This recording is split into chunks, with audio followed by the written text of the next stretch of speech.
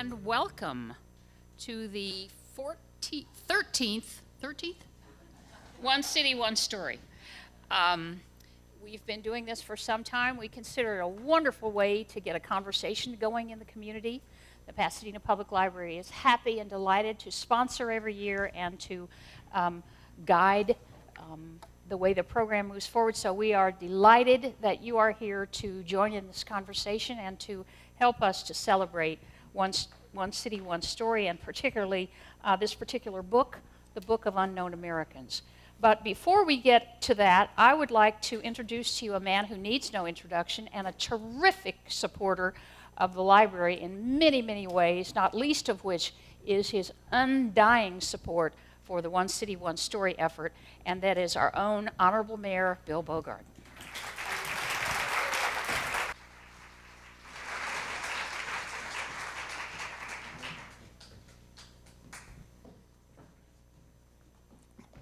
Thank you, Jan, very much. I'm truly delighted to be here to welcome all of you to this year's culminating event in our celebration of reading in the city of Pasadena, One City, One Story.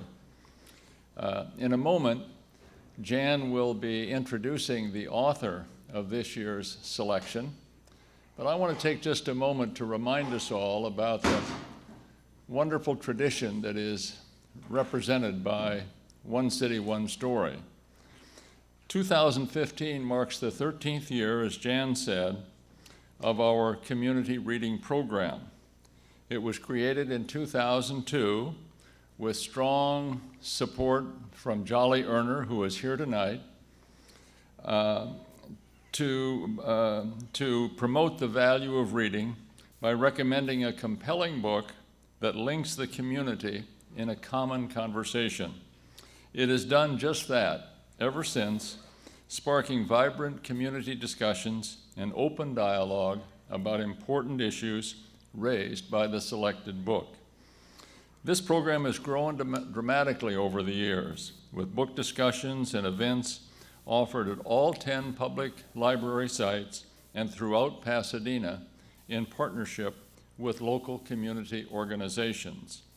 I'd like to pause and offer a tribute to the community partners who are part of this program, some of which, the list is long, but some of which I want to call out specifically.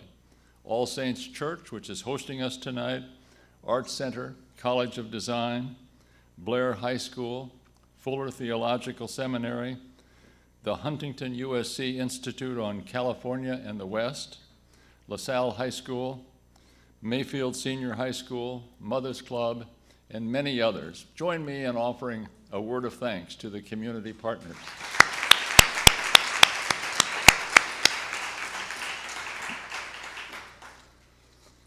The book selection this year is The Book of Unknown Americans.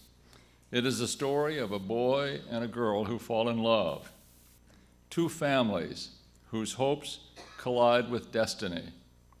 An extraordinary novel that offers new definition of what it means to be American.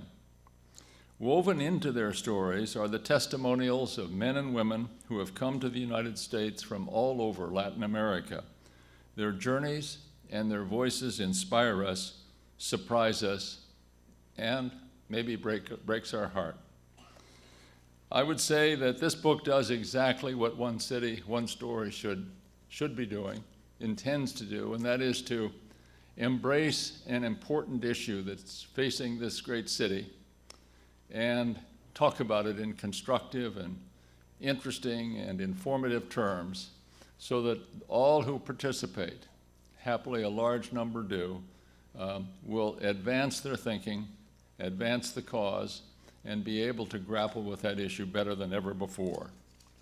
Now, before turning the microphone over back to Jan, I'd like to pay tribute to another group of dedicated Pasadena persons who are part of this program. This is the One City, One Story Selection Committee. Some are here and some are not. Brian Beery, Sharon Calkin, Rosemary Choate, Brenda Galloway, Sandy Greenstein, Sally Kuser, Christopher McCabe, Fred Messick, Christine Reeder, Maggie Reyes Rothner, Jan Sanders, Susan Smith, Mary Schuler, Jolly Erner, Larry Wilson, and Akita Winslow Tyler. Join me in thanking them.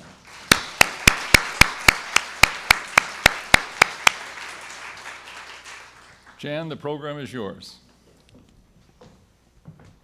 Thank you. I appreciate that, Mayor. And again, we do so appreciate your following this program and your dedication to it. Before we go any further, I want to call out one other group that needs to be recognized, and that is the group that's listed on the back of your program as our sponsor, the Friends of the Pasadena Public Library. The Friends of the Library is a very large group of very dedicated individuals who help with a number of things that the library drives forward, not least of which is their financial support of One City, One Story.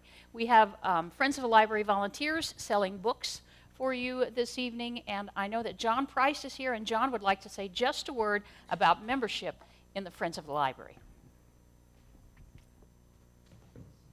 Thank you, and I'm sure you will agree with me that having a very good friend is wonderful. Somebody that helps you and you help them. And the Pasadena Public Libraries has some of those. There's over 400 of them, as a matter of fact, in the Friends of the Library. If you'd like to find out more about it, we will corral you as you leave with a membership brochure and some other materials. Please think carefully about joining. We have memberships that are big, memberships that are small. They're all very important, and we'd like to have you as a member if you aren't now. Thank you. Thank you, John. All right, so let's get on then with the real purpose of this evening's gathering, and that is to have our annual conversation with the author. If you did not so far, please pick up a copy of the program that's been put together for all of the One City, One Story events. I know you have the event program, which is a smaller format, but this large format really lists all the things that we have going on for the entire month of March, and it's chock-a-block with interesting things to do. So try to get a copy of that before you leave tonight. Our featured author tonight, Cristina Henriquez, is a very interesting person. She earned her undergraduate degree from Northwestern University and is a graduate of the Iowa Writers Workshop. We've had a number of authors from the Iowa Writers Workshop, and she lives in Chicago with her family. She was featured in the Virginia Quarterly Review as one of fiction's new luminaries. That's a nice title to have, isn't it? And has been a guest on my favorite, National Public Radio. She is a recipient of the Cisneros del Moral Foundation Award, a grant that was started by Sandra Cisneros, who, as many of us remember, was the wife of the mayor, in honor of her father. The Book of Unknown Americans has been listed on the New York Times list of 100 notable books for 2014. Many of you have remarked on the fact that it was recently named the Target Book Club Book of the Month. Listen, you laugh. That's going to sell a lot of books. I'm pretty sure about that. If I were an author, I would be excited about that. So we are more than happy and delighted to welcome this evening's author.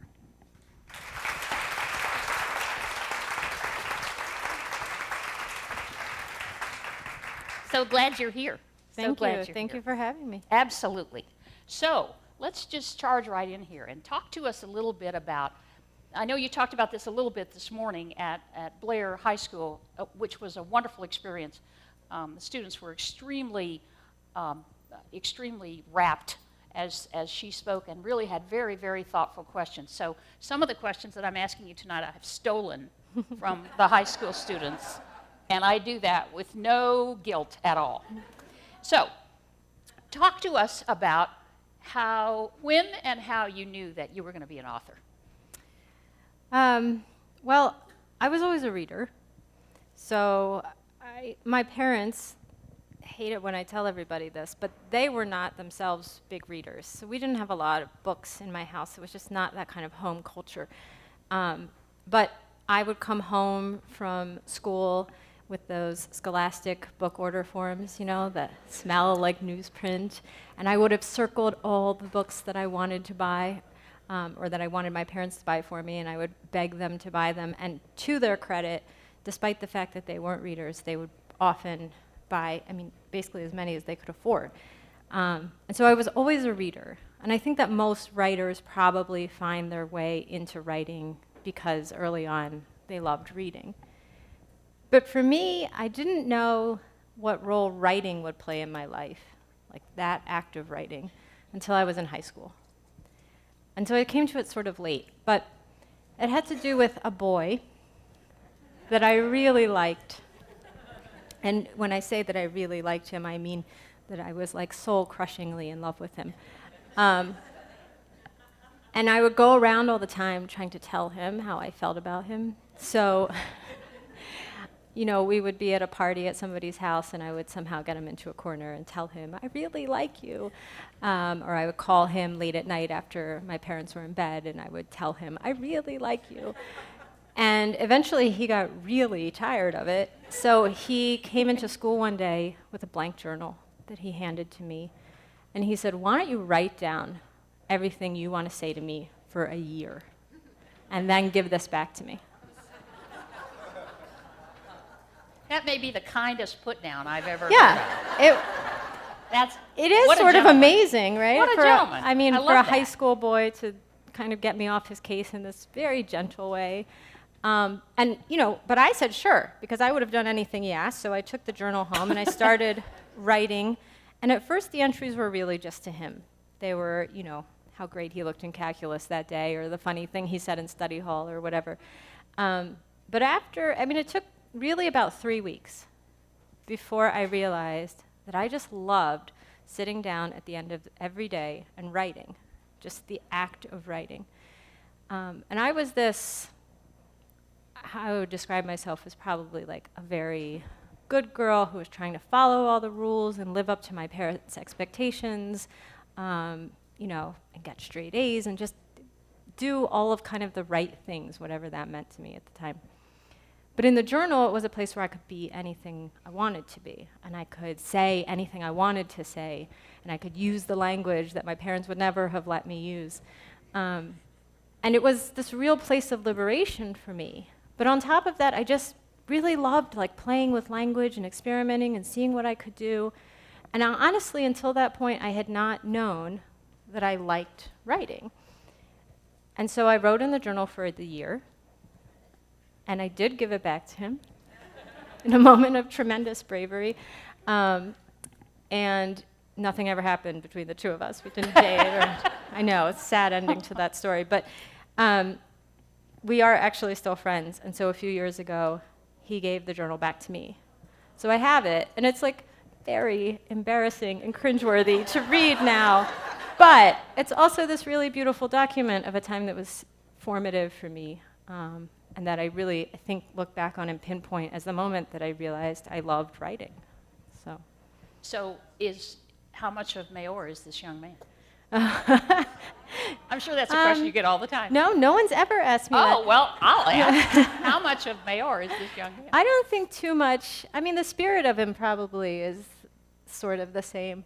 I think more so than being a direct connection, it was just I'm always a sucker for a love story. And so I entered this book thinking of writing a love story between these teenagers. That was just a special time for me. You seem to connect really well with teenagers. I'm not a writer, I don't know, but I read a lot. And it seems to me that striking that chord with adolescence would be a very difficult margin to have. And yet you seem to have done that pretty effectively. Is there any particular technique? Why do you think you're able to do that when so many are not?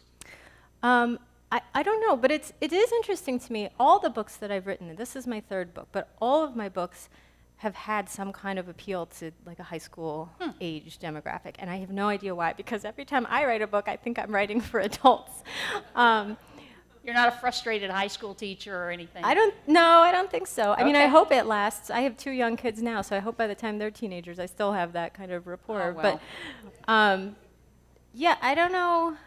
I think one of the teachers at one of the high schools that I went to came up to me after the assembly and said to me, "Thank you for not speaking down to them." And I was like, it seemed so strange to me in some ways because it was like, how else would I have spoken to them? It just seemed very, but like from my mind and my perspective, it was, you know, how I would have talked to anybody, and I didn't understand why I would have talked to them any differently. And I think maybe that's part of it. Probably. When I do the events and speak to them, is that I feel like we're on the same level. I mean, why not? Makes sense to me. I think it's a good idea. Most writers, as you know, are advised to write what they know, to write situations that they know. What portion of this book, how much of this book is reflective of your own family and experience? Very, very little. I stole certain details, like Mayor's father, Raphael, loves cars, and he has this car magazine that he keeps looking at over and over again until it's like falling apart and disintegrating. I mean, that detail is something from my dad, Yes, who okay. always wanted to be a Formula One race car driver, you know. like I'm guessing it hasn't happened yet. No, he had Okay. this like thwarted ambition. So I wanted to put something like that in there about the cars. There's the most personal line in the book to me is a line that I gave to Mayor, where Mayor was born in Panama, but mostly raised in the United States and thinks of himself as American. But his father keeps telling him that Panama is in his bones. And he says that he's trying hard to find it, but most of the time he can't. This is what Mayor says. And there's a line where he says something about how he couldn't claim the thing he felt, and he didn't feel the thing he was supposed to claim. Because everybody in the United States is telling him that he's Panamanian, they're making fun of him in certain ways all throughout the book for being Panamanian, and yet he feels American. You know, he's just like stuck in between this. So I was born in Delaware, raised in the United States, but I'm half Panamanian. My dad is from Panama. My mom is like Anglo-European from New Jersey. But I felt that a lot growing up. And a lot of the insults that the kids say to Mayor are insults that were said to me when I was in high school. So that's another detail from my life that I took and I used and mined and put into the book. But otherwise, it's really invented. And it's weird to me. People ask me a lot of times if it's, you know, the characters are based on people I know. And when I say no, it's like people are disappointed.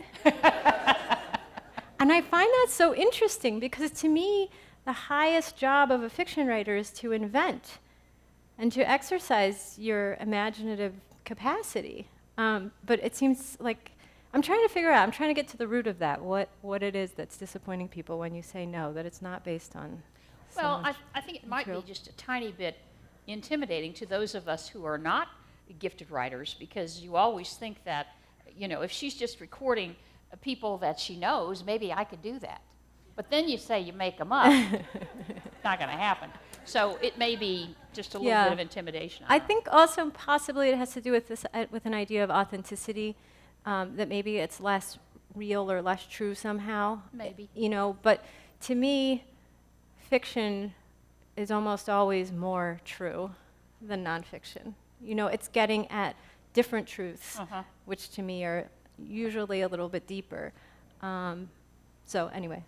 Talk to us about the characters, because one of the comments that I've had in the book groups that I've led, and I've done 2 so far, the question, or the comment always comes up about the fact that there are so many characters, and many of them have very brief interplay in the story, or a very small part to play, it seems. So was that purposeful? Tell us about the thinking behind that. I know that you have had good success as a short story writer, which is a different sort of mindset, I would imagine, than writing a novel. So what about these characters that are in and out pretty quickly?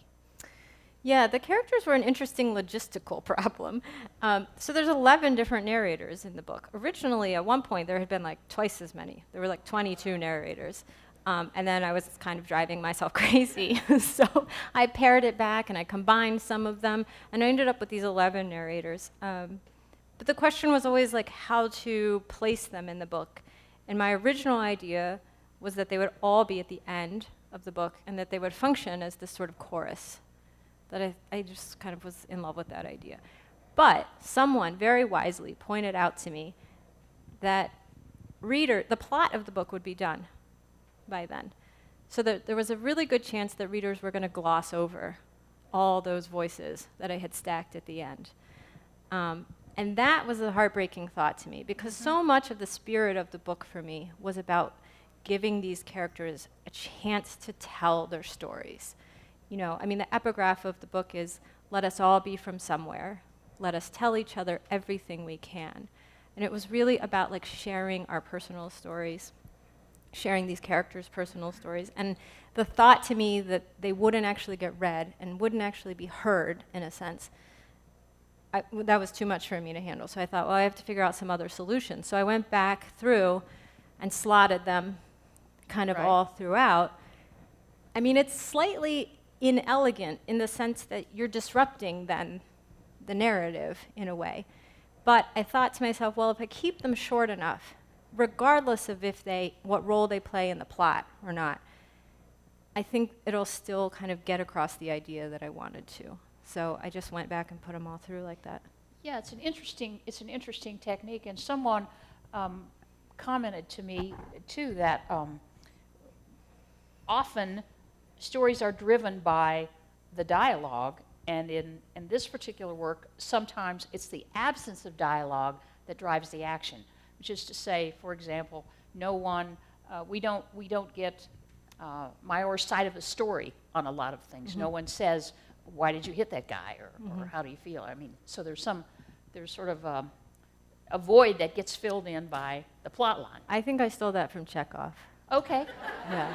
No, you could do worse. No, really. I remember being in high school, and I had, I didn't go to a particularly great high school, but I had a great senior year English teacher, and we read Chekhov in senior year of high school. And there's a challenge. Yeah, and he was very keen on pointing out to us all the ways that characters miss each other in dialogue, and how often it's important. It's just as important when a character responds as when a character doesn't, essentially. And I think that's always stuck with me. Well, and that's certainly a way that we learn about the characters and we learn about the plot. So have you always been interested in world literature, so to speak? I don't know. I mean, did you read a lot of South American authors, No. that kind of thing? No. Talk to us about that. No, unfortunately not. I mean, this is the thing. I've been going to these high schools, and it's amazing to me that the students are like reading this book. It's great, right? There's librarians and teachers who are consciously thinking about getting material like this into their hands, which is fantastic, because when I was growing up, there was no consideration for any kind of diverse literature. We read Dickens, Hawthorne, like we're just reading like all the typical kind of white guys. Yeah, all the dead white guys Yeah. that we all read. I read it. But then, even in college, I went to a top 10 university where I majored in English, I minored in Spanish languages and literature, and I did not, the whole time I was there, encounter a book that was Latino literature. In the Spanish languages and literature, we read literature from Spain. Fine. But it wasn't until I was in graduate school, and I was just browsing at a used bookstore, and I bought I think it was called the Oxford Book of American Short Stories. And I brought it home, and I was looking through it, and there was an excerpt in there from The House on Mango Street, which I had never read before, never heard of. And I read it standing in my apartment, and I looked up when I finished, and it was as if the whole world had transformed for me. I didn't realize until then, and I know it sounds sort of naive now, I did not know until then that that could be literature. And I had spent my whole life going to Panama, visiting my relatives there, every year That was our family vacation. We would spend a few weeks there. And so I had this wealth of experiences from going there. And when I had gotten to grad school, I was writing stories that were set exclusively in the United States with all white characters because I was mimicking all the authors that I read and that I had loved and admired. And all of those stories were just flat, boring, terrible stories. I read that excerpt from House on Mango Street and I thought, oh, like I could write about Panama. That thought had never occurred to me. It had never occurred to me because I hadn't known until that moment that those stories were worth writing. I hadn't known until that moment that those were stories anyone would want to hear about or read about. I had erased like a whole entire half of myself because I had never seen myself reflected back. I kept having to this day, the effect of it kind of lingers because I'll be like walking through an airport, you know, the book's doing really well, it's great, but I'm walking through an airport or I come and do an event like this, and I still have this thought sometimes that just pops into my head, which is that I'm nobody. I think it goes back partly to never seeing myself in literature, in film, music, whatever. I read Sandra's work, and it was like she reached out to me and said to me, "You are somebody." And it was a huge moment for me, and it hugely changed my work. So I started writing all these stories. They were set in Panama, and I didn't show them to anybody. I just wrote them by myself in my apartment in Iowa, and I would still workshop all the other terrible stories.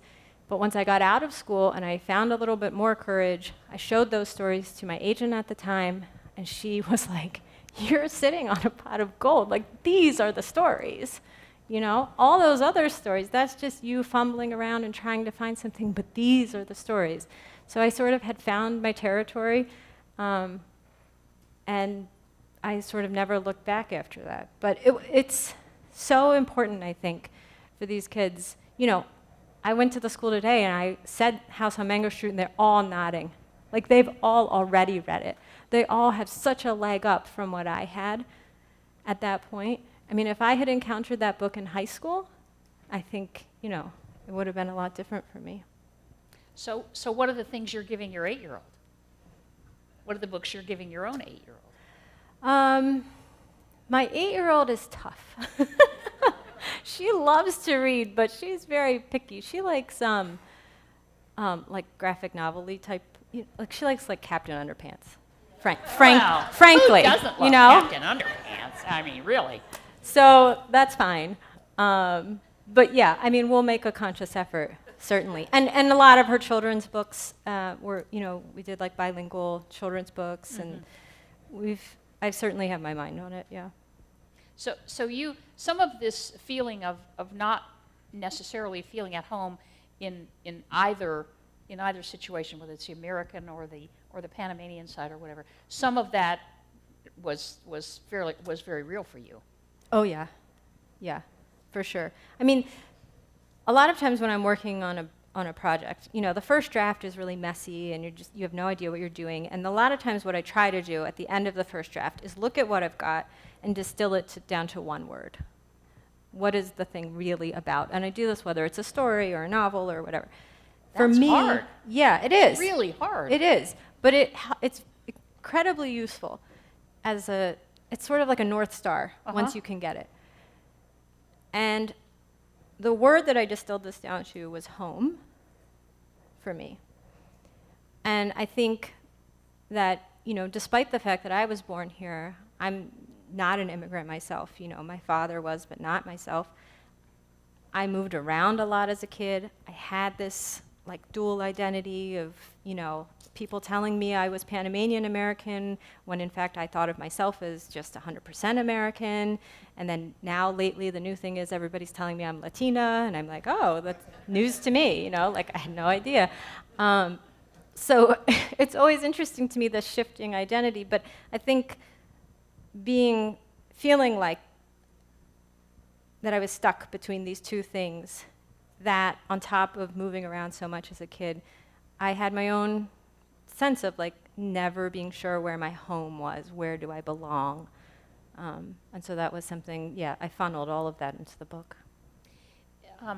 We obviously, this is a conversation that we have here in the western part of the United States a lot. Do you think the story would have been any different had you placed it in the western part of the U.S.? Had it been a California story? Oh, yeah. I mean, everybody that I've talked to who's read this book is like, really? Delaware? I mean, that always kind of catches. I know, I don't think of Delaware as necessarily indicative of this story, so talk to us about that. I know, but I know you guys were waiting for the great Delaware novel, right? Well, we are. The wait is over. Yeah. No, I mean, I said it in Delaware because it was a place that I had a connection to, but halfway through writing the book, I mentioned to somebody that it was set in Delaware, and their reaction was exactly as you described. She was so surprised, and she didn't realize that there was any sizable immigrant or Latino population in Delaware. And I thought, well, that's the reason to keep it set there then. To surprise people, because the fact is, this is not just a story that's happening in California or in Texas or in Arizona or in New York. It's a story that's happening in every pocket of the country. It's an American story. And so I think to set it in a place like Delaware started to feel like, you know, it was important and necessary. Well, it does speak to the universality of the whole thing because, you know, it's kind of like if this can happen in Delaware, it can happen anywhere, right? Yeah. I mean, that nobody ever thinks about. I think when you say Delaware, to most people, they think, oh, insurance companies. Is that what you think? Is there anything more white bread than an insurance company? I don't think so. So, you know, it's just kind of surprising that Yes. to a lot of us. I think. There's also the beach, Rehoboth Beach. Yeah, yeah, the Yeah. beach, I guess. And there's no sales tax. That's what it says on the sign when you go into Delaware. Home of tax-free shopping. Yeah. Well, there you go. There's something to hang your hat on. Who knew? Who knew? Did you have? Was there a favorite part as you wrote the book? Was there something that really flowed very easily? I got a lot of insights and free thoughts and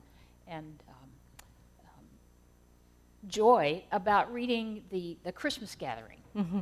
I thought that was a really interesting part of the story. So you talk to us about what That's you my consider- editor's favorite scene too, and that's the scene I usually read if I'm doing a reading. Yeah, it's a good scene. Yeah, it's the only scene where everybody's all together in one place, and there's just a certain warmth about it. It is. It's very collegial. Yeah.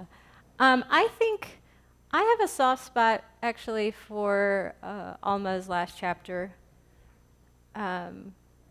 I don't know. I'm assuming some of you have not read the book, so I will not Is it spoiler do alert? any spoilers. How many of No, you have I not won't. finished? I won't go there. Oh, all right. But there was something that came really naturally to me writing that chapter. I don't know why exactly, but yeah, I think that's one that I feel really close to. And then there's other certain like paragraphs that I really Well, loved. the paragraph that goes back to the title, Yeah, that was a really, I always love that moment when I'm reading a book and you stumble upon the title. You're like, yeah. Yeah. it's very cool. It says, this is on page 237, if you're following along. When I walk down the street, I don't want people to look at me and see a criminal or someone that they can spit on or beat up. I want them to see a guy who has just as much right to be here as they do, or a guy who works hard, or a guy who loves his family, or a guy who's just trying to do the right thing. I wish just one of those people, just one, would actually talk to me, talk to my friends, man. And yes, you can talk to us in English. I know English better than you. But none of them even want to try. We're the unknown Americans, the one no one even wants to know, because they've been told they're supposed to be scared of us, and because maybe if they did take the time to get to know us, they might not realize that we're not that bad. Maybe even we're a lot like them. And who would they hate then? That's a very powerful paragraph. Yeah. It was, I really tried as I was writing the book not to write a book that was political, not to write a book that was didactic or heavy-handed. in that way. But that section, which is in the voice of Micho Alvarez, is the most strident that I allowed myself to get in the book. And there were times as I was writing it, it took me 5 years to write this book, and approximately 20 drafts, which were radically different drafts. And there were times when I was writing it that I thought maybe it was too much. And now, in retrospect, I'm so glad that I left it in there. So you don't consider yourself a political writer at all? I mean, it's hard to come to this book and not think politically and not have some political hard. questions, which is not, that's Well, not a here's the bad thing. thing. I mean, I think that's a very positive statement. Here's the personally. thing. When I set it out, I didn't want to write a book about immigration. To me, immigration is about a system and about policies. I wanted to write a book about immigrants. And those, to me, People. are very different things. Yes, the people behind that system, the people who that system affects. And that was always my focus from the beginning. Now, I don't want to sound disingenuous either, because, I mean, unavoidably, if you're writing a book about Latino immigrants set in contemporary America, it's going to be necessarily political. I mean, at this point, it's like my last name is political, you know, and I mean, everything is. So I understand that, but I think my mindset going into it was always just that I wanted to tell a story, and I wanted to tell a story about these people. And it's interesting how alike and yet how dissimilar their stories are.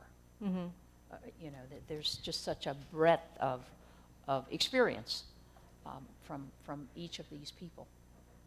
Yeah, yeah. I mean, they're two sides of the same coin. So this was part of the challenge of writing the book. I mean, one of my things when I was thinking about it is that, you know, I had the sense that people tended to hear the word immigrant, and that set off a chain of associations in people's mind. One was Mexican. Well, first of all, one was Latino. Latino to a lot of people meant Mexican. And I got the feeling that a lot of people tended to think that Latino was some kind of like monolithic entity. And I really wanted to combat that notion. So I wanted to put in these characters who were from various countries all over Latin America, and I wanted to represent certain small details about each of their cultures that made them feel individual, you know. And I also wanted to show even things like that they have their own prejudices and biases against each other, you know, that Gustavo, who comes up through Mexico, who's Guatemalan, you know, he talks about the prejudice that the Mexicans have against him as a Guatemalan. Like, you know, it's not just one big happy family here. Right, right. So I wanted to do that, but at the same time, what I wanted to show was the underlying common humanity between all of those characters and anyone who might read the book. You know, that they had the same hopes and fears and dreams. You know, they were worried about losing a job. They were worried about putting their kid on a bus. They wanted to make their marriage happy. Like, whatever the things were, those were the same things that anybody could relate to. So the challenge was trying to balance doing both of those things at the same time. Yeah, and that was one of the things. And all through the veil of some of the larger issues like difficulty in language, Right. and work situations and all of that. Right. Have Yeah. you ever been to a mushroom place like that? I was Yeah. amazed. Oh, yeah. Really? Yeah, yeah. Really? Yeah, if you grow up in Delaware, you smell it. See, You naive smell little it white like, girl. I didn't know anything about this. yeah. So. Every weekend, you can smell the stench from the mushroom farms, and it was always so awful. Yeah, but we would drive. I mean, I've been not like in the warehouse or, okay. you know, whatever, but yeah, driven by, you can see them on the side of the road. Yeah, Interesting. yeah. We all learn something every day, don't we? So something that people always want me to ask is to talk a little bit about your writing process, because I think people are always interested to know, you know, how do you do this? Do you get up like some authors I've heard and say, well, that's the first 2 hours of every day and then I'm done. Do you have a set process that you use? Insofar as someone who has small Right. children can have a set Well, that's what I was going to anything. say. Let's be clear. Basically, right now I have no process because I have children who are like, give me a juice box or whatever. Yeah. No, but in my ideal scenario, in my ideal scenario, which is what I did before I had kids and a little bit while I've had kids, depending on babysitter availability, is I get up and I work all morning from about 9 to 12. That usually is enough time for me to get about 1,000 words done, which is roughly like one single space page. And if I can get that done, I feel like I've put in a pretty good day's work. You know, and I spend some time in the afternoon reading. I wrote most of this book in the public library near my house. I did not prompt that. No. Listen, I've lived in the town I live in. We're in the suburbs of Chicago. We've lived there for like 8 years, and I kid you not, for the first 3 years that we lived there, the librarians were the only people who knew my name, who knew who I was. Like, we have 13-digit library card numbers. I've memorized mine, you know, like, I'm totally that library nerd. So I would go there, and I would get a study room, and I would work. And that was how I got most of this done. And I was writing on a computer. People seem to want to know about that, too. So this book was mostly written on a computer. Lately, because my process is evolving a little bit, and you know, I've been moping around the house a lot, and I think my husband's tired of hearing it because I've been moping around saying, I don't have any time to write. I don't have any time to write. So I thought to myself, I've got to change this. So now I've been getting up at 5 in the morning, which to me is like dreadful. It's dreadful. But I get up and I work from 5 to 7 until the kids wake up, and it's like, it's great because then by 7 o'clock, I'm like, I have done something today. Like, I'm so happy. It doesn't matter that I'm crashing at 3:30. It does not matter. I did some work, and I'm so happy for it. So that's what I've been doing. And on top of that, I've been writing by hand now. And I think part of that is because I'm a little bit stuck on this new project. I like have an idea. I'm still trying to find my way into it. I think so. Too soon to tell? No, it is going to be a novel if it, you know, it's too soon to tell if it'll amount to anything. But if it does, it'll be a novel. And since I've been a little bit stuck, I tried to change it up a little bit. And it's like, almost like a trick to yourself. You know, if you sit down at the computer, it's like, okay, I am writing a book now. But if I just write by hand, it sort of feels like I'm just playing around and experimenting, doing whatever I want. And so I've been doing that lately, and it's actually been working out really well. A little more stream of consciousness, just kind of whatever comes to you or something. Yeah, and there's just, you know, something physical and tactile. I think there's a lot to be said for all of that stuff. Like, I'm not a fan. My husband bought me a Kindle because he's like a tech guy, and he bought me a Kindle a few years ago, and it's like, ugh, that is just, you know, I understand it for traveling. You don't have all the books. I get that. For me, it is just not the thing. So I think also there's something, just the physicality of the writing. It is available as an ebook, though. You do know that. Yes, it is. Yes. Yeah. Just thought I'd mention it. So do you, now that you've sort of gotten into writing a couple of novels, do you still do short stories as well? Yeah. Or I mean, not? that's my first love. Yeah. I love short stories. I love reading short stories. If I get stuck enough on this book, I'm just going to ditch it and work Write on some short stories. Yeah. So you don't find that problematic that you're so much that your ideas and your plots and everything is so abridged in a short story. I realize I like it. It's like a little gem.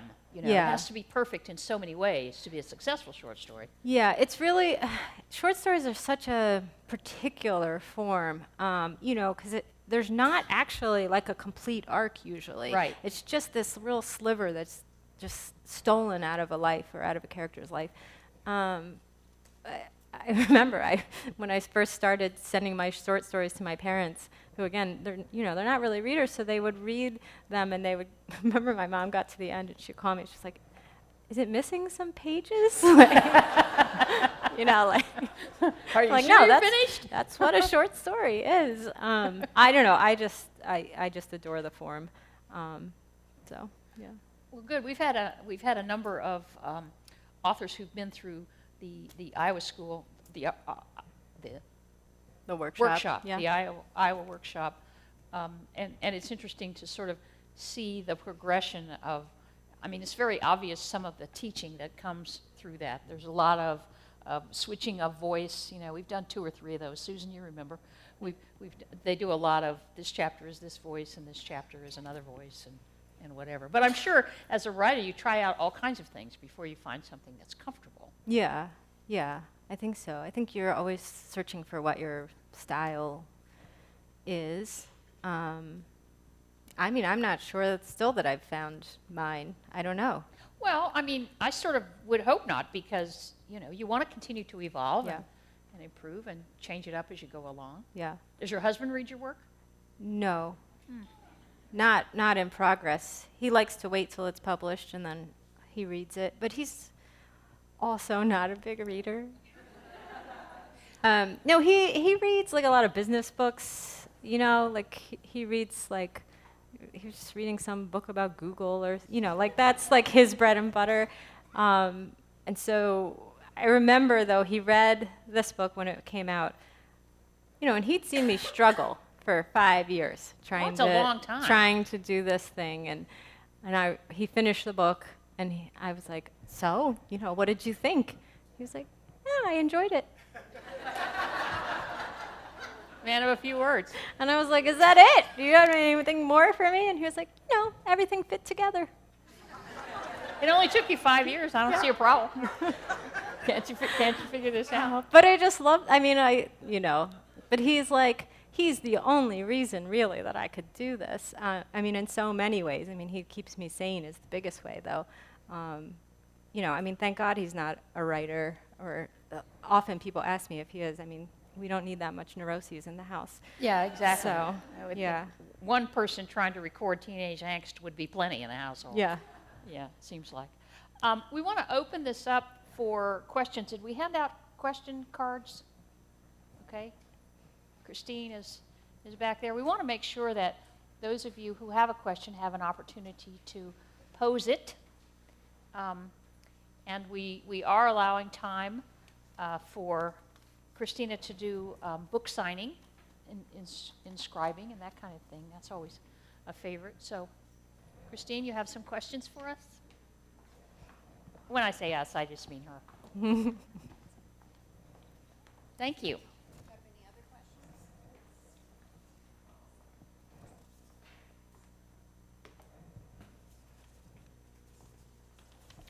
Let's see. Okay, there's some questions about.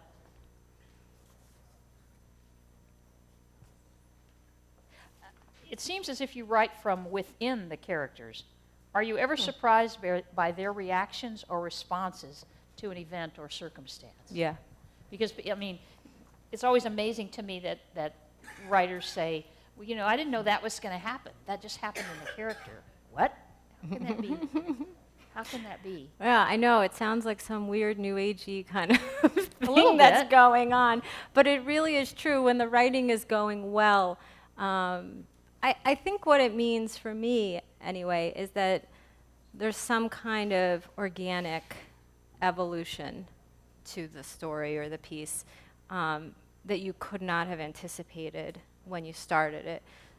So when I started writing stories, I would think of an idea and kind of be like, okay, this character is going to do this, and then this is going to happen, and then this is going to happen, and then this is how it's going to end. And then I would sit down and I would try to write it. And those stories are pitiful because all I was doing is just writing to get to some end. And there's no feeling that the characters have any agency. It just, you can tell, you really can tell as a reader that the characters are being manipulated and that they're being controlled, and that there's some kind of like puppet master up there, like moving everything. And I don't think you want to have that feeling as a reader. You want to feel like these are real people who are coming alive on the page in front of your eyes. And I think for me, what I realized is the less I know going into a story, the better it turns out. Really? That's Yeah. interesting. So for That's me now, what I try to do is just follow the language. And I think that's what it means when you say, like, you didn't know that this character was going to say this or do this. Because you're really just like casting a line out and then like following it and then following it to another story. So for this book, for example, it started with one sentence. And the sentence was, "We heard they were from Mexico." That was it. That's the first line of Mayor's first chapter still, but that was all I had. And I was walking around with it and thinking like, I think there's something there. Like that just sounds like a good first line. And what you're trying to do, or what I'm trying to do when I write a first line, is embed some kind of questions in the line that then I have to go forward and answer. So we heard they were from Mexico. Well, who's the we? Who's the they? Are they really from Mexico? And you just keep building it out, and you're answering those questions as you're going, and then more questions come up, and you're answering them as you're going, and suddenly you have a page, you have 2 pages, and then you have this draft, and again, the first draft is just like messy. You're just like, okay, I just did that the whole way. I built it out sentence by sentence, and then you see, what do I have, and how can I reshape it into something that feels purposeful and that feels meaningful. So one of my teachers at Iowa was the very, very brilliant Marilyn Robinson, who I adore. And she had this phrase where she would say that a story was supposed to be a sphere of mutually reflective meditations. Like, this is how Marilyn Robinson talks.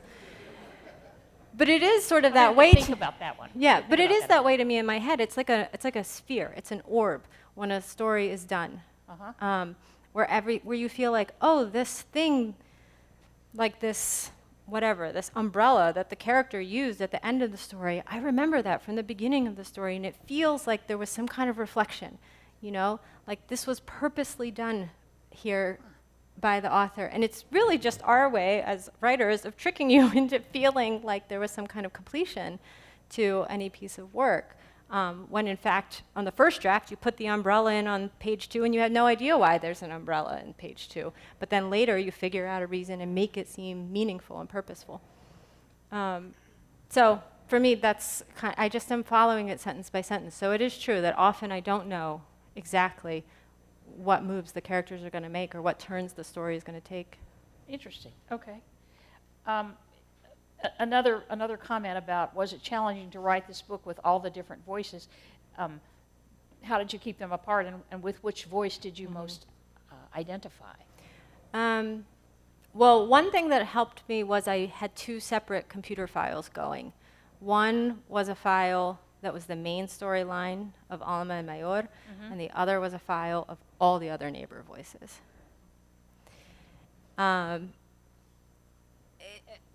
The one that I identified the most with, I don't know, identify is probably not the right word, but one that it was the most fun to write, I'll say, is Benny Quinto. I just love his energy. I just thought, I don't know, there was something that was really easy for me to grab onto in his voice right away. But my favorite character in the book is Mayor. Yeah. What about the bully? Was he hard to write? Very. Extremely. I'm not satisfied with him still. Yeah, I don't know why. He's like the only white character in the book, and he was the hardest one for me to write, and I have no idea if that's part of it. Also, I think it's because he was a jerk, and it's hard for me to write jerks. He's a pretty total jerk. Yeah. Yeah, I mean, I wanted to give him some kind of glimmers of humanity, which I think I worked in there in some ways. But again, I mean, yeah, he was a tough one. Garrett is this character who's like antagonizing Mayor throughout the book, and also Maribel. And he causes a lot of problems. Well, he gets a little bit of Not redemption. only for the characters, but for me, yeah. Well, he gets a little bit of redemption when we hear his backstory. Yep, a little bit. So In the that's sense that, something. yeah, when you understand a person, it helps. Were they based on real characters? And I think you've said too. Yeah, they're no. Some of them are based on real experiences, real glimpses. Maybe, Yeah, not an very entire small character. details, but yeah. Or are they compilations of many people? You know. Okay. What was the catalyst that inspired you to write this particular book? Was it your father? So I think it was two things that were happening simultaneously. One was, because of my father. Because Did he tell you his story a lot as a child? no, never. And if you ask him now, I said to him at one point after the book was published, I was like, I tell people that this was inspired by your story. And he was like, what story? He's like, I don't have a story. He's like, my story is just like anybody's story. But to me, the fact that it's an ordinary story, a guy who got a student visa, came to the United States to study, thought he would get his degree and go back, meets a woman who ends up being the love of his life. He ends up staying, getting married, having 3 kids. Because it was an ordinary story, that was exactly to me why it was important as a fiction writer. Because why just tell the stories, as I felt like the media was doing, of these like spectacular cases, and a lot of them, frankly, were stories that were skewing negative. Stories about immigrants who had committed some kind of crime, or stories about the threat that immigrants were supposedly posing to the American way of life, all of this kind of nonsense. And I thought, well, we should tell the ordinary stories. Those are the things that connect us. Those are the things that make you know another person in a realer, more real way. So I wanted to tell, I think part of it was the impetus was that I wanted to tell ordinary stories. My father's story is not exactly in here, although then I started a website in conjunction with the book, which is unknownamericans.tumblr.com, and it is just a place open to anyone from any country who has come to the United States and wants to share their story. And you can share your own story, you can share a family member's story, a grandparent's story, whatever. Because the idea of it for me was really just that, again, going back to the epigraph, which was like my guiding principle through the whole book, that we would tell each other these stories and give each other a chance to listen to them and get to know each other, because that's what dismantles the fear that sometimes separates us from each other that I find so frustrating. It's what, if you get to know somebody on their own terms, it's what will allow you, as you're walking down the street, to look at somebody else who doesn't look like you and to think to yourself, they have a story, and to assume the best about that person instead of to assume the worst about that person. And I'll tell you the biggest compliment that anyone ever gives me about the book, and I've gotten it multiple times now, which to me is incredibly humbling, is that after people read the book, they say, I was going down the street and I saw these guys and they were waiting at a bus stop.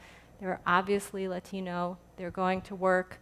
And I thought to myself, they have a story.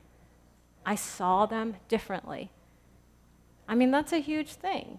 It is incredibly huge. One of the things that we're doing in conjunction with your work is that we have a contest for young people in which they can either write their story or give us some sort of artistic experience that explains their story. So once we have all those collected, I'm going to send you the results. I would love that.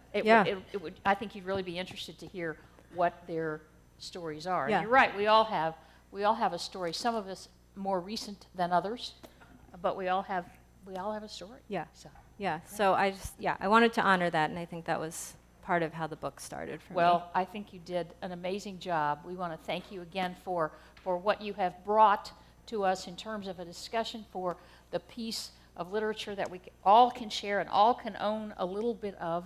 I thank you so much for being here tonight. We're happy to have you line up to get your books signed. We'll put a line over in this area of the building. So please help me in thanking Cristina for being here.